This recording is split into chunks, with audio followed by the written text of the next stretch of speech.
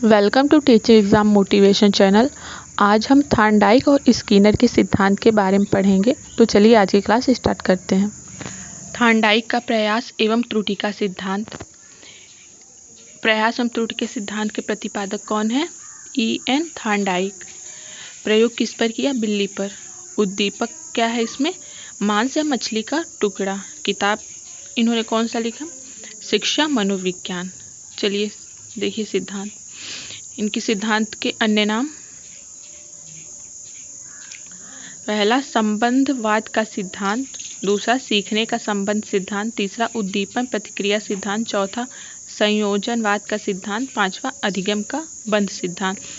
Thorndike के सिद्धांत के ये अन्य नाम हैं, इसे भी आप लोग लर्न करके जाइएगा। प्रयोग देखें। थॉर्नडाइक का प्रयोग। अपने प्रयोग में थॉर्नडाइक ने एक भूखी बिल्ली को पिंजड़े में बंद कर दिया और पिंजड़े के बाहर भोज्य सामग्री रख दी। पिंजड़ा एक लीवर से खुलता था। बिल्ली के लिए भोजन उद्दीपक था। उद्दीपक के कारण उसमें प्रतिक्रिया आरंभ हुई। बिल्ली ने बाहर निकलने तथा भोजन प्राप्त करने के लिए कई प्रयास किए और पिंजड़े के अंदर चारों ओर घूमकर कई पंजे मारे। प्रयत्न करते करते अचानक बिल्ली ने लीवर पर पैर रख दिया और पिंजरे से बाहर आ गई, मांस का टुकड़ा खा लिया। इसके बाद थॉर्नडाइक ने दोबारा बिल्ली को पिंजरे में बंद कर दिया। इस बार बिल्ली फिर भूखी थी, लेकिन इस बार बिल्ली को बाहर निकलने के लिए पहली बार से कम प्रयत्न करना पड़ा। इस प्रकार तीसरे और चौथे प्रयास में और कम समय में ही बिल्ली ने लीवर पर पैर रखकर मांस का टुकड़ा खा लिया। अंततः एक परिस्थिति ऐसी आती है जब वह एक बार में ही दरवाज़ा खोलकर बाहर आना सीख जाती है। इसलिए थॉर्नडाइक ने इस सिद्धांत को प्रयास एवं त्रुटि का सिद्धांत भी कहा है। नोट देखिए, जब व्यक्ति कोई कार्य सीखता है तो उसके सामने एक विशेष स्थिति या उद्दीपक होता है जो उसे विशेष प्रकार की प्रतिक्रिया करने के लिए प्रेरित करता है। इसे उद्दीपक प्रतिक्रिया संबंध कहते हैं। जैसे हम लोग ये जो डीएलएड का पेपर पढ़ रहे हैं, इसमें भी तो कोई हमारा लक्ष्य है, एम है कि हम आगे चल के टीचर बनेंगे। तो इसी ऐसे ही बिल्ली का भी कोई लक्ष्य था कि वह पिंजरे के बाहर निकले और खाना खाए। हम किसी भी एग्ज़ाम की प्रिपरेशन करते हैं तो हम अपना एक लक्ष्य बनाते हैं कि हमें ऐसे ऐसे पढ़ना है जिससे हम एग्ज़ाम क्वालिफाई कर सकें। एग्ज़ाम की तैयारी करते समय हम अनेक गलतियां करते हैं जिससे पहली बार में हमारा सिलेक्शन नहीं होता, लेकिन वही त्रुटि देखकर हम ये सीखते हैं कि हम अगली बार कौन सी गलती ना करें। हम कोई भी कार्य करते हैं तो उसमें पहले अपना प्रयास लगाते हैं, अब वो नहीं आता तो हम उसे बार बार करते हैं। कुछ गलतियां होती हैं, हम उसे सुधारते हैं, फिर धीरे धीरे वो हमारी गलतियां ठीक हो जाती हैं। हम समझ जाते हैं कि यहाँ पे हमें ये गलती नहीं करनी है। देखिए थॉर्नडाइक के सिद्धांत का शैक्षिक महत्व। पहला देखिए, बिल्ली के समान बालक का चलना, चम्मच से खाना, जूते पहनना आदि। दूसरा, वयस्क लोग ड्राइविंग, टेनिस, क्रिकेट, टाई की गांठ बांधना सीखते हैं। बड़े व मंदबुद्धि बालकों के लिए उपयोगी। प्रयास और त्रुटि का सिद्धांत है। सफलता के प्रति आशा, अनुभव से लाभ उठाने की क्षमता का विकास, गणित, विज्ञान, समाजशास्त्र आदि विषयों के लिए उपयोगी। कार्य की स्पष्ट धारणा, धैर्य व परिश्रम के गुणों का विकास होता है। थॉर्नडाइक का सिद्धांत कंप्लीट हुआ। अब स्किनर का सिद्धांत देखते हैं। स्किनर का क्रिया प्रसूत अधिगम का सिद्धांत। प्रतिपादक कौन है? BF Skinner. निवासी कहाँ के हैं? ये अमेरिका है के। 1938 में इन्होंने यह सिद्धांत प्रस्तुत किया।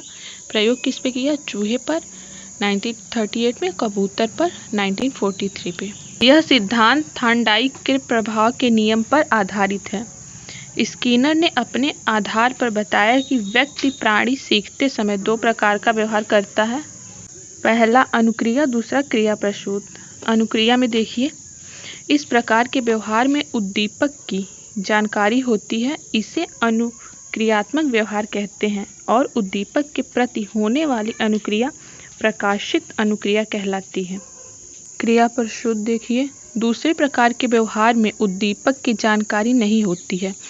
इसे क्रिया प्रसूत व्यवहार और अज्ञात उद्दीपक के प्रति होने वाली अनुक्रिया, निर्गमित या उत्सर्जित क्रिया कहते हैं। स्किनर का प्रयोग। स्किनर ने अधिगम से संबंधित अपने सिद्धांत के प्रयोग के लिए एक विशेष बॉक्स बनवाया, जिसे स्किनर बॉक्स कहा जाता है। स्किनर ने चूहे को अपने प्रयोग का विषय बनाया। इस बॉक्स में एक लीवर या जिसके दबते ही खट की आवाज़ आती थी। इस ध्वनि को सुन चूहा आगे बढ़ता। इस लीवर का संबंध एक प्लेट से था। जैसे ही लीवर दबता और खट की आवाज़ आती, प्लेट में खाने का टुकड़ा आ जाता था। वह खाना चूहे के लिए प्रबलन का कार्य करता था। चूहा भूखा होने पर प्रणोदित होता और लीवर को दबाता और भोजन मिल जाता। स्किनर ने निष्कर्ष निकाला, यदि किसी क्रिया के बाद कोई बल प्रदान करने वाला उद्दीपक भोजन प्राप्त हो जाता है तो उस क्रिया की शक्ति में वृद्धि हो जाती है। जैसे हम कोई कार्य करते हैं, पहले तो सफलता हमें नहीं मिलती और दोबारा अगर वही कार्य हम अच्छे से करते हैं तो हमें सफलता मिलती है। तो हम ये सोचते हैं कि ये कार्य इतने अच्छे से कर लिया और हम आगे कार्य जो करेंगे वो और ही अच्छे से करेंगे। तो ऐसे ही हमें ये उद्दीपन मिलता है।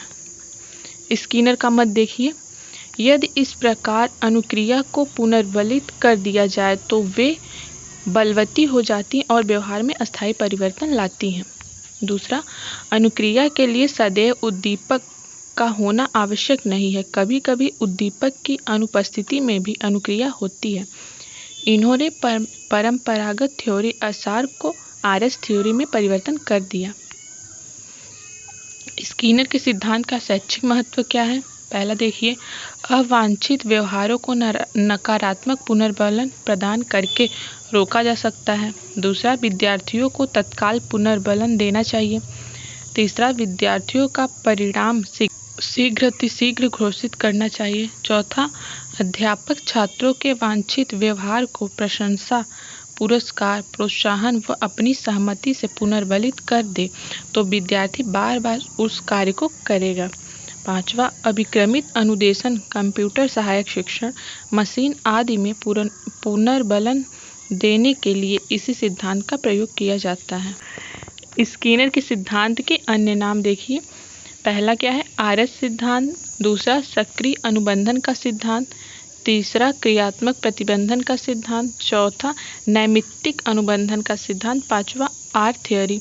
नैमित्तिक अनुबंधन का सिद्धांत, ये नाम आता है, ये मोस्ट इम्पॉर्टेंट है। आप इन अन्य नाम को भी लर्न करके जाइएगा। बाकी ऐसे ही डेली क्लास पाने के लिए हमारे चैनल को लाइक एंड सब्सक्राइब करना ना भूलें। Thank you.